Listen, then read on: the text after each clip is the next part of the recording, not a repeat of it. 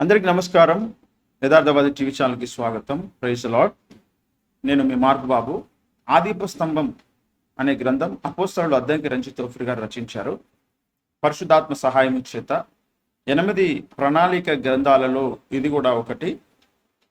ఇది 6వ గ్రంథము. అయితే దీనిని తప్పకుండా ప్రతి సేవకులు, ప్రతి విశ్వాసులు చదవాలి.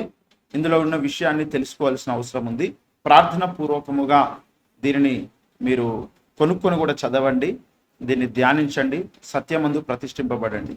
ఇది మీ ముందుకు తీసుకొస్తూ ఉన్నాను. ఇంతకుముందు ముందు మాట మీ దృష్టికి తీసుకొచ్చాను. ఇది ప్రస్తావన. ఇప్పుడు చూద్దాం రండి. నేను మీ మార్క్ బాబు. ప్రస్తావన: భూగ్రహం మీద క్రైస్తవ సంఘం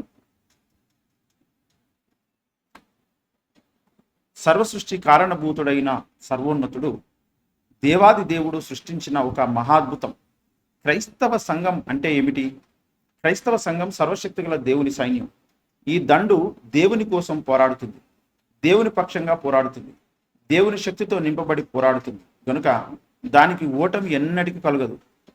పిరికితనం దానిలో ఏ కోశాన ఉండదు. క్రైస్తవ సంఘం ఒక సంస్థ, ఆర్గనైజేషన్ కాదు. అది భూమి మీద సర్వశక్తి గల దేవుని కుటుంబం. గనుక దానిలో సభ్యులందరూ ప్రేమతో ఒకరినొకరు హత్తుకొని ఉంటారు. వివాదాలు ఉండవు, విభేదాలు ఉండవు, స్పర్ధలు అస్సలే ఉండవు. క్రైస్తవ సంఘం ఒక సంస్థ కాదు, ఒక ప్రాణి. The church is not an organisation, it's an organism. సంఘం ఒక వ్యక్తి, ఒక ప్రాణి. క్రైస్తవులంతా ఒక కుటుంబంలోని సభ్యులు మాత్రమే కాదు, ఒకే శరీరంలోని అవయవాలు.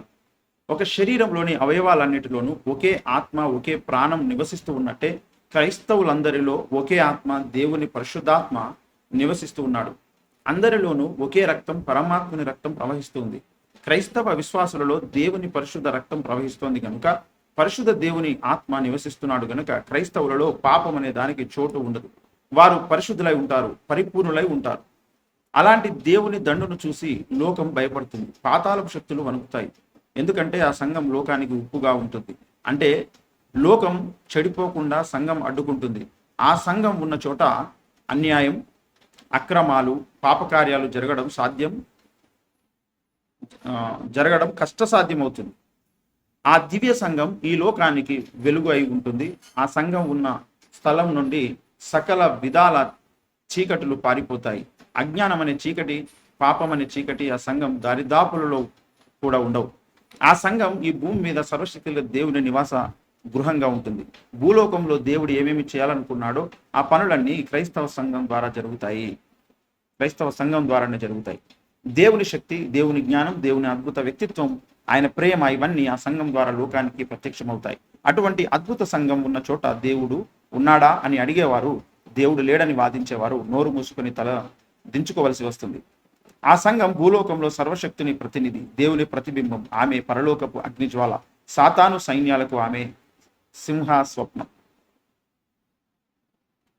ఈ లోకం అడిగే ప్రశ్నలన్నింటికీ ఆమె దేవుని జవాబు. చీకట్లు ముసిరిన ఈ లోకంలో ఆ సంఘం ఒక దీపస్తంభమై ప్రకాశిస్తుంది. అందుకే బైబిల్ గ్రంథంలో క్రైస్తవ సంఘం దీపస్తంభం అని అభివర్ణించబడింది. సూర్యుడు ప్రకాశిస్తూ ఉన్నప్పుడు పట్టపగలు దీపస్తంభం ఎవరికి అవసరం ఉండదు. అయితే సూర్యుడు అస్తమించిన తర్వాత రాత్రి వేళ మనుషులకు దీపం కావాలి. ఈ భౌతిక ప్రపంచానికి సూర్యుడు ఎలాంటి వాడో ఆధ్యాత్మిక ప్రపంచానికి క్రీస్తు అలాంటి వాడు.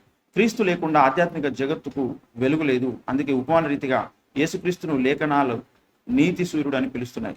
మలాకి 4:2 యేసుక్రీస్తు అనే ఆధ్యాత్మిక సూర్యుడు ఒకవేళ దృశ్య భౌతిక రూపంతో ఈ లోకంలో నివసిస్తూ సంచరిస్తూ ఉన్నట్లయితే ఆయన వెలుగే ఈ ప్రపంచం అంతటికి సరిపోతుంది.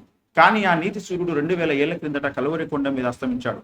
ఆ తర్వాత 3వ దినాన ఆయన సజీవుడుగా తిరిగి లేచినప్పటికీ ఆయన ఈ లోకపు ప్రజా బాహుల్యానికి కనిపించలేదు. కొద్దిమంది శిష్యులకు మాత్రమే పునరుత్థాన శరీరంతో కనిపించాడు. తర్వాత ఆయన ఆరోహణుడై ప్రస్తుతం పరలోకంలో తండ్రి అయిన దేవుని కుడిపార్శ్వంలో ఆసనుడై ఉన్నాడు.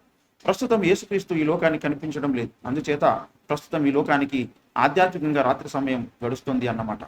మళ్ళీ యేసు త్వరలోనే దృశ్యరూపిగా మహిమగల శరీరంతో ఈ లోకానికి వస్తాడు. ఆయన వచ్చేటప్పుడు తప్పకుండా భూప్రజలందరూ ఆయనను చూస్తారు. ప్రతి నేత్రం ఆయనను చూస్తుంది అని లేఖనం చెబుతున్నది. ప్రకటన గ్రంథం 1వ అధ్యాయం 7వ వచనంలో చూస్తే అప్పుడు మళ్ళీ ఈ భూలోకానికి పగలు ఏర్పడుతుంది.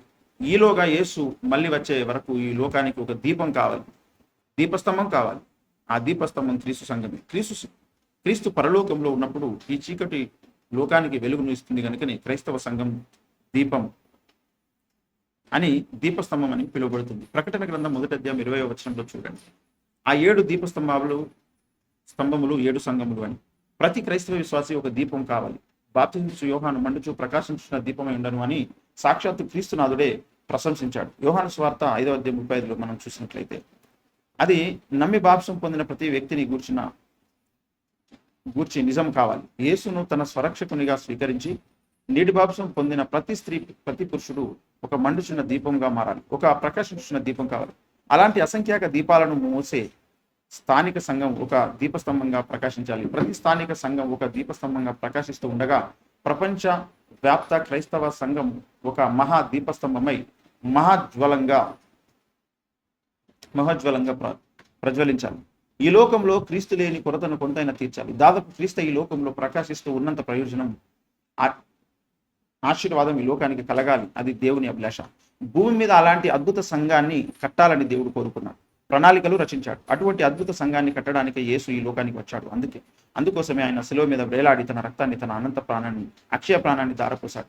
ఏమి ఆశించి తాను ఈ మహాత్యాగాన్ని చేస్తున్నాడో, ఆ యాగం ద్వారా ఎలాంటి సంఘాన్ని తాను కట్టాలనుకుంటున్నాడో ఆయన తన పరిశుద్ధ లేఖనాలలో స్పష్టంగా వ్రాసి ఉంచాడు. ప్రత్యక్ష గుడారములోని దీపస్తంభం మేలిం బంగారంతో చేయబడింది. బంగారం అంటే లోహాల శ్రేష్టమైనది. బంగారం దేవత్వానికి సూచన. నిర్గమకాండం 25వ అధ్యాయం 31వ వచనం. The church of Jesus Christ as a divine origin. క్రీస్తు సంఘం దేవునిలో నుండి పుట్టింది, దేవత్వాన్ని తనలో కలిగి ఉంటుంది. అంతేకాదు, అది అందమైన నగిషి పనితో చేయబడింది. ఎక్కడ అతుకులు లేకుండా అంతా ఏకాండంగా కంసాలి వాని అద్భుత పనితనంతో దీపస్తంభం చేయబడింది. ఆ దీపస్తంభం స్వచ్ఛమైన ఒలివ నూనెతో నింపబడి నిత్యము మండుతూ ప్రకాశిస్తూ ఉంటుంది. దీపము నిత్యం వెలుగుచున్నట్లు అంటుంది లేఖనం. నిర్గమకాండం 27వ అధ్యాయం 20వ వచనం చూస్తే ఈ లక్షణాలన్నీ ఈ భూమి మీద క్రైస్తవ సంఘం కలిగి ఉంటుందన్నమాట. చూడడానికి అతి సుందరంగా దేవత్వంతో నింపబడి, దేవుని పరిశుద్ధాత్మ నూనెతో నింపబడి, సర్వావస్థలలోనూ ఆరిపోకుండా మండుతూ లోకానికి వెలుగును అనుగ్రహిస్తూ ఉంటుంది. అది దేవుని ఉద్దేశం, అభిష్టం. ఈ యొక్క ప్రస్తావనను చూసారు కదండి. ఇక ముందున్నటువంటి విషయాలు ఒక్కొక్క వీడియోగా, ఒక్కొక్క చాప్టర్ని మీకు అందించబోతున్నాను. ఈ గ్రంథం అమెజాన్లో మీకు అవైలబుల్గా ఉంది. తప్పకుండా కొన్ని చదివి మీరు దీవించబడాలని కోరుకుంటున్నాను. అంతేకాకుండా ఇది మీరు అర్థం చేసుకొని ఇది ఇంకా అనేకులకు మీరు బోధించాలని, సంఘాలలో, విశ్వాసులలో మీకు తెలియచేయాలని నేను మనస్ఫూర్తిగా కోరుకుంటున్నాను. ప్రార్థన పూర్వకముగా ఈ యొక్క విషయాలన్నీ మీరు వినండి, ధ్యానించండి. బైబిల్ రిఫరెన్సెస్తో సరి చూసుకుంటూ మీరు ముందుకు కొనసాగాలని కోరుకుంటున్నాను. ఈ గొప్ప ప్రత్యక్షతను మీరు అందుకొని దీవించబడాలని మనస్ఫూర్తిగా కోరుకుంటున్నాను. మీ యొక్క మార్క్ బాబు. అందరికీ నమస్కారం. Praise the lord.